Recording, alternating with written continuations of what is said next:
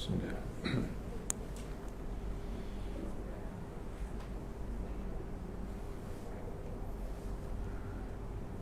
أعوذ بالله السميع العليم من الشيطان الرجيم. بسم الله الرحمن الرحيم. السلام عليكم ورحمة الله وبركاته. الحمد لله رب العالمين، والصلاة والسلام على أشرف الأنبياء والمرسلين سيدنا ومولانا محمد وعلى آله وصحبه أجمعين. اللهم صل على سيدنا محمد وعلى آله وصحبه ومن تبعهم بإحسان إلى يوم الدين. أما بعد، قال الله تعالى: أعوذ بالله من الشيطان الرجيم، واستعينوا بالصبر والصلاة إن الله مع الصابرين. Surah Al-Azim. Allah Subhanahu wa ta'ala berfirman, mintalah pertolongan, bantuan kepada Allah Subhanahu wa ta'ala dengan sabar dan salat. Sesungguhnya Allah Subhanahu wa ta'ala beserta dengan orang-orang yang sabar. Alhamdulillah, saya muliakan seluruh warga Surah An-Nur, seterusnya ayahanda bunda muslimin muslimat sedang jemaah rahimakumullah. Mudah-mudahan senantiasa hendaknya kita berada dalam rahmat dan kasih sayang Allah Subhanahu wa ta'ala. Amin Allahumma amin. Alhamdulillah, syukur kita kehadirat Allah Subhanahu wa ta'ala. Pertama dan selamanya kita dapat sama-sama meneruskan majlis kita pada malam hari ini dengan kita telah pun selesai 8 rakaat. Kira laju tu saya buat,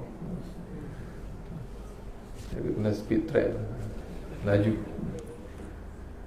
Alhamdulillah, kita pada malam hari ini telah masuk pada fasa yang kedua,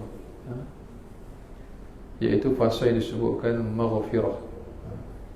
Kerana awaluhu rahmah, awalnya adalah rahmat, pertengahannya maghfirah, dan pengakhirannya ialah pembebasan daripada nerakanya Allah Subhanahu wa ta'ala. Kita berdoa, mudah-mudahan, kita berharap semoga nama kita tercatat sebagai salah seorang daripada penghuni syurganya Allah Subhanahu wa ta'ala. Amin Allahumma amin. Bibarakatin Sayyidina Rasulullah sallallahu alaihi wasallam. Ketahuilah bahawasanya ibu-ibu, ayah-ayah sekalian, amal kita ini terlalu sedikit dan kecil di sisi Allah. Amal kita ini mungkin tidak seperti yang diinginkan, ataupun tidak mencapai kriteria yang disebutkan sebagai orang-orang yang diterima amalnya oleh Allah. Tetapi jauh di sudut hati kita, seorang hamba pendosa ini sangat mengharapkan agar kita ini diterima oleh Allah Subhanahu wa ta'ala. Kerana kalaulah kita renung dan muhasabah akan amalan kita, ibadat yang kita lakukan, sebagaimana yang disebutkan oleh Nabi sallallahu alaihi wasallam, buniyal islamu ala khamsin, syahadati an la ilaha illallah wa anna muhammadar rasulullah wa iqamis salat wa ita'iz zakah wa hajjil bait wa shaum ramadan. Kita buat sembahyang, kita buat setelah kita berikrar dan kita meyakini, itu yang disebut sebagai simpulan iman tu, aqaid tu. Simpulan tu kita belajarkan yang ada pada asyhadu an la ilaha illallah. Kita nafikan makhluk dan isbatkan Allah Subhanahu wa ta'ala. Ada padanya 41, iaitu 20 sifat yang wajib, 20 yang mustahil, 1 yang harus bagi Allah. Dan wa asyhadu anna Muhammad Rasulullah, ada padanya 9, iaitu 4 sifat yang wajib bagi Rasul, 4 yang mustahil, dan 1 yang harus. Jadi semua total sekurang-kurang simpulan tu 50, sebanyak-banyaknya 68. Jadi bila kita faham itu, kita yakin, kita beriman kepada Allah Subhanahu wa ta'ala, tetapi jauh di sudut amalan kita, kehidupan yang kita lalui sehari-hari ada kurangnya, ada dosa dan kesilapan yang kita lakukan. Walaupun kita orang yang disebutkan orang yang solat, tetapi mungkin kita tidak termasuk dalam kalangan orang yang benar-benar mendirikan solat.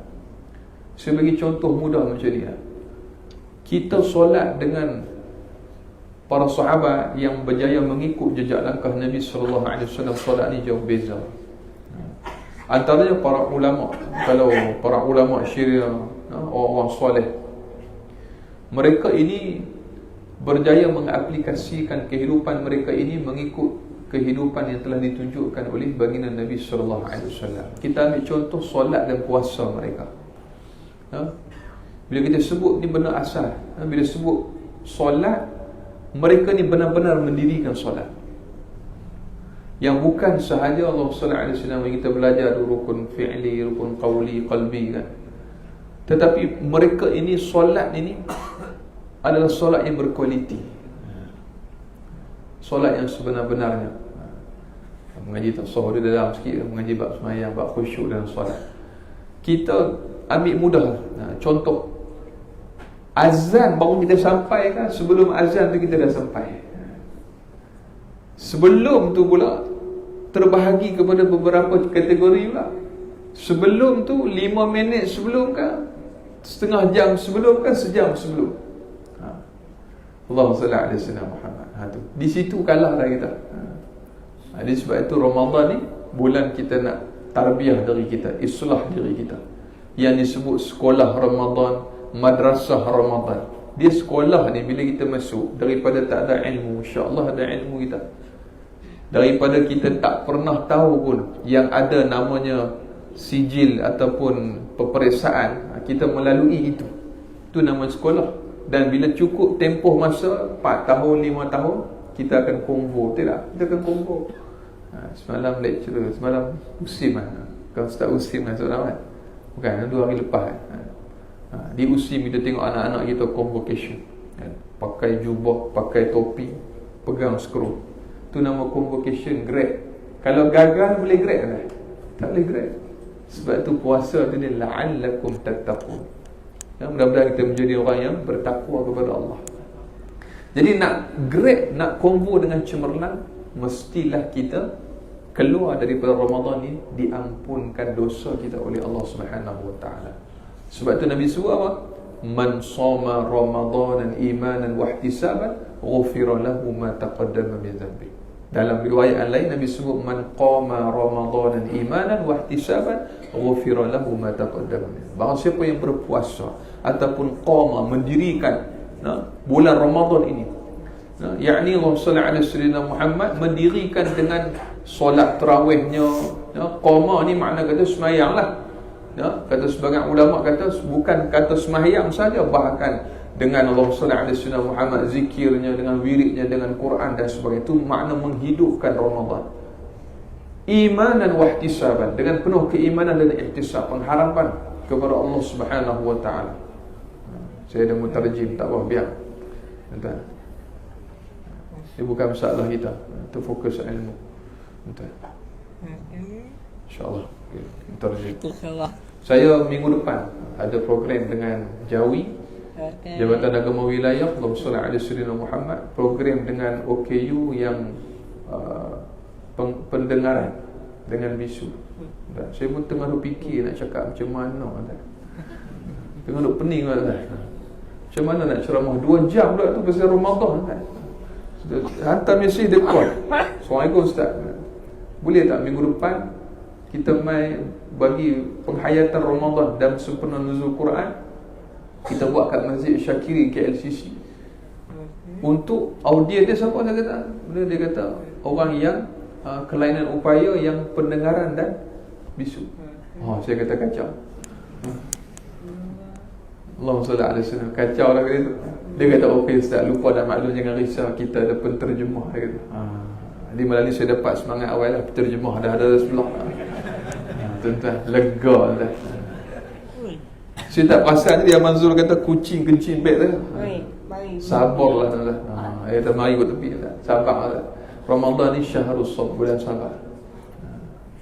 Dia yang kencing tu tak sebab apa, kucing yang putih tadi tu. Saya tadi acah nak pegang dia dekat luar ni, saya tak pegang dia. Jadi dia merajuk tu, dia kencing kat beg dia. Tuan-tuan pun pada lepas kucing merata. Dia miau-miau, saya nak pegang kepala dia. Saya kata dah lewat ni. Tak apa dah, sekejap lagi lah aku santuni hang kata. Dia ikut sampai dalam tu kan. Dia tembak kat beg, dia keluar dah. Tu kucing dia lah. Tak apa, dia tak ada akal. Kita ada akal.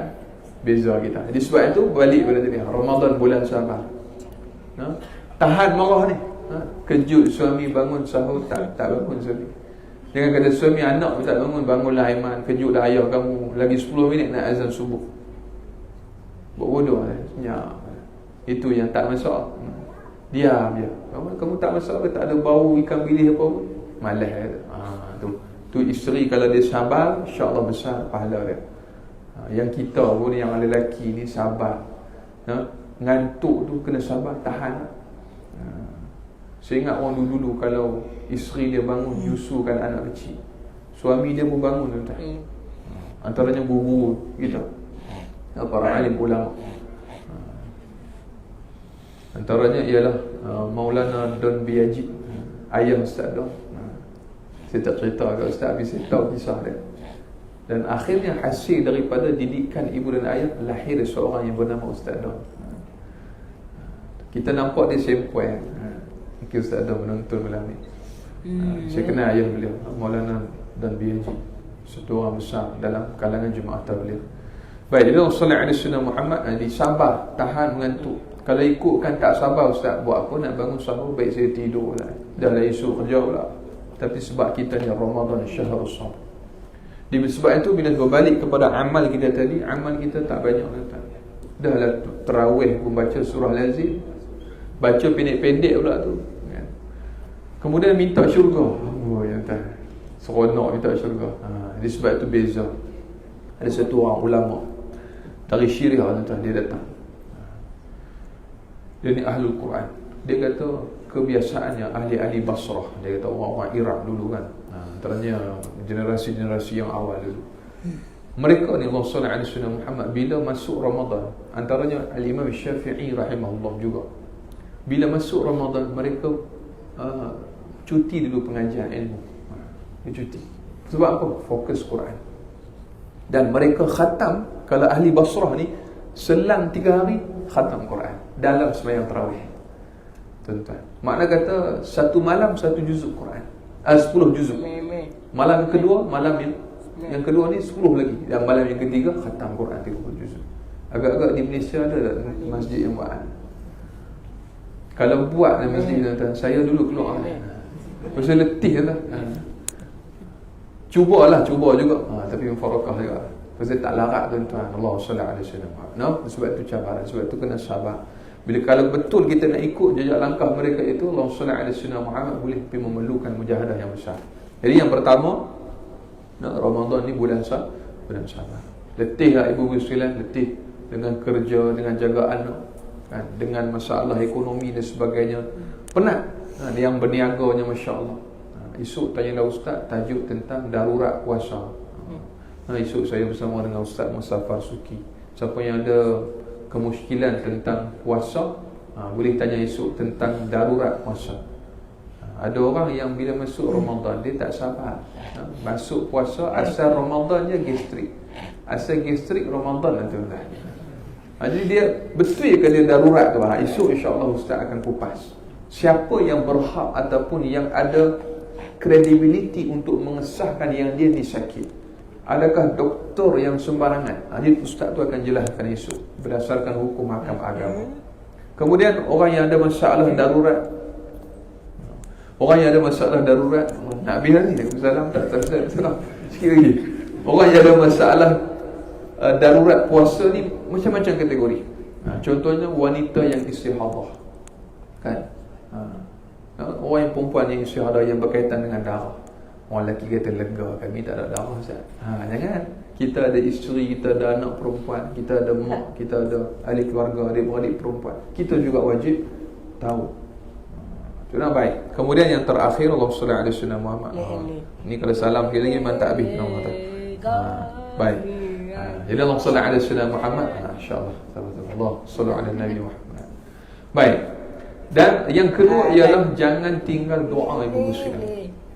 Ni kita duduk di fasa yang disebutkan maghfirah. Jangan tinggal doa.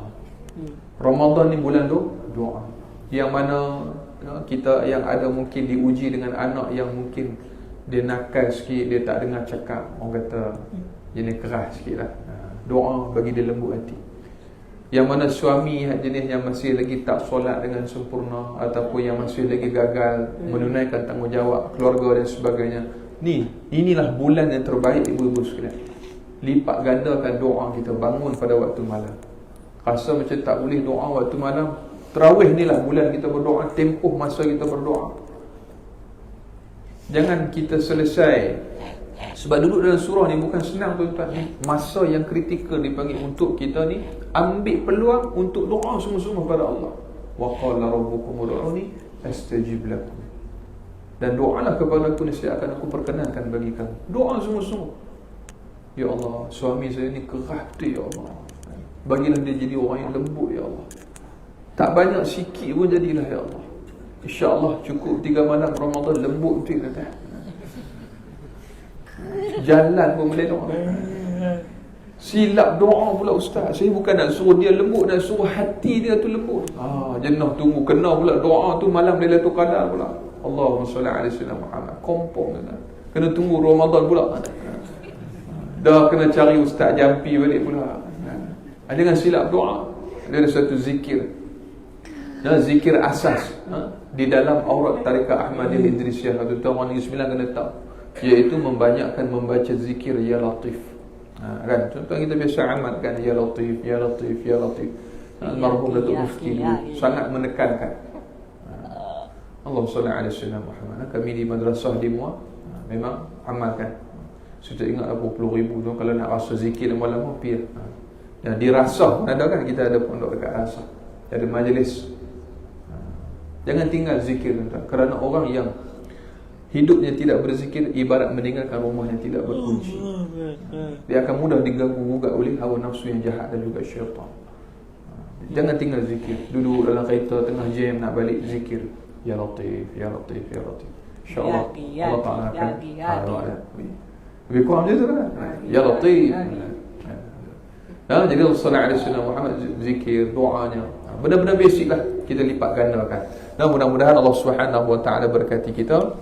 Dan jangan lupa saya mewakili Abang Zul juga mengalu-alukan kepada semua yang ingin meneruskan infak dan sumbangan tuan-tuan untuk pembangunan surau kita dan juga untuk mengimarahkan majlis-majlis di surau An-Nur ni, dan juga pada yang menonton, kita sebar-sebarkanlah insya-Allah. Mudah-mudahan ramai lagi yang menyumbang untuk dana pembangunan surau kita dan juga untuk mengimarahkan majlis ilmu di surau ni. Wallahu taala a'lam. Aqulu qawli hadza wa astaghfirullahal azim li wa lakum. Assalamualaikum warahmatullahi wabarakatuh.